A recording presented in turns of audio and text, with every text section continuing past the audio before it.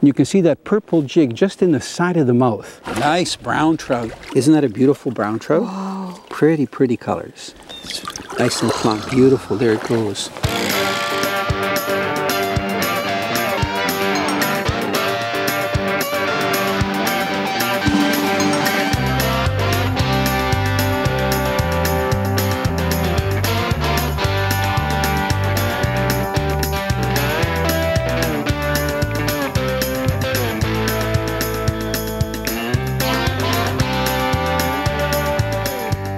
Canadian Sport Fishing is brought to you by Rapala Premium Fishing Gear, crafted from experience. Yamaha on the water. This is my Yamaha. What kind of Yamaha are you? Dickies, a legend in work since 1922. Lucky Strike. More fish fight with a Lucky Strike.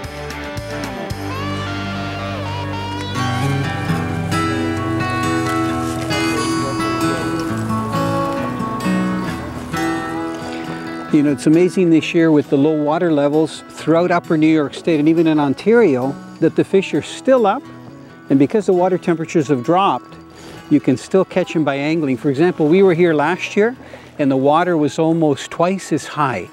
So a lot of the streams are almost dry out completely, and you can see that in the water here, even below this brown trout, there's a lot of salmon carcasses. A lot of the Pacific salmon that come up and spawn actually died before they got to spawn, and that's probably because of the warmer water. And in some of the rivers, like the Salmon River, they had massive die-offs of up to 20,000 salmon. So when I was here 4 days ago, the New York government was actually collecting female salmon and males to get the milt and the eggs to be able to continue the restocking program. So this is kind of nice. When I got here this morning, it was literally every 15 feet one fisherman. And because the fish have stopped hitting, a lot of the fishermen have moved either upstream or they've gone to different tributaries. But because I'm using a striking presentation with the jig, you can actually get those fish to hit even when they don't really want to take spawn sacks or worms. So I'm going to try to slowly work this guy towards the shore. It's actually a nice little female. And you can see that purple jig just in the side of the mouth. So I'm hoping to give you some nice tips on using artificials to make fish strike even when they don't want to feed. So I'm just going to get it back so I can get that cradle. I'm going to get it nice and wet. Now what I did last year, I came down here with a small trout cradle, and I found that some of the browns were almost too big for the smaller trout cradle. So this is actually a trimmed down version of the full cradle. You can see that it's about 34 inches long.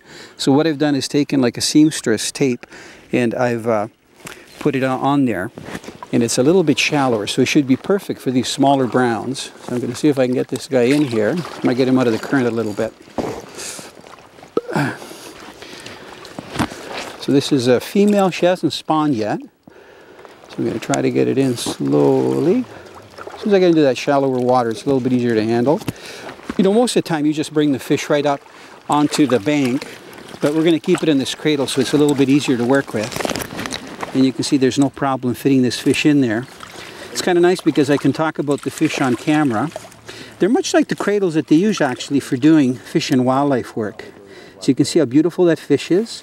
Now to a lot of steelheaders that like to use spawn sacks, they would probably want to keep a nice female brown trout like that because it's full of roe. But you can see that jig head, it's just on the edge of the mouth. And I think the reason they hit it, they just see this thing bobbing ahead of them. Because I use a very aggressive little twitching presentation with the jigs. And even when they won't take spawn sacks or worms, they'll still hit jigs.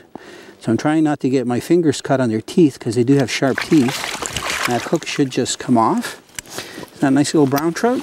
Just going to hold it up here so you can see it. How beautiful it is. Plump little female. So that fish will go, let's see here, just to get a rough measurement, approximately 22 inches. I'm just going to let it go, and you're going to see it disappear. Go right back out onto the river where it was holding. And I'm just going to toss my cradle up there. Now here's the jig. You know, this is kind of funny because of all the colors to use for fishing, for some reason purple is one of the real productive colors, whether it's for bass, you know, if you use purple worm, or in this case, using a jig.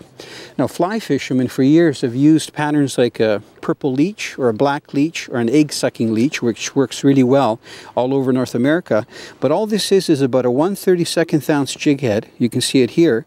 This particular one, it's not really a jig. You can see the actual pin. It's a bead. So they put that pin in there to hold it onto this jig hook. But it's just a bead, the same type of bead that you'd use if you're tying a bead chain fly. Then a very small hook, and then literally just purple marabou. Now watch if I put it in the water, how lifelike this looks. I'm just going to get it wet here.